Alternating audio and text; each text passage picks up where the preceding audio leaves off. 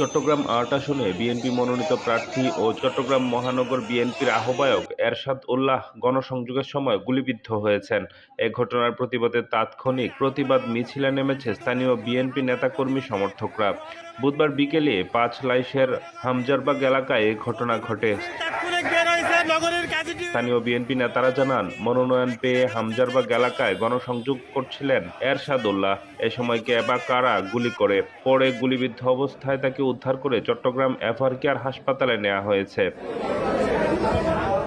আসন্ন জাতীয় সংসদ নির্বাচনের জন্য চট্টগ্রামের ১৬ আসনের মধ্যে ১০টিতে বিএনপির প্রার্থী ঘোষণা করা হয়েছে।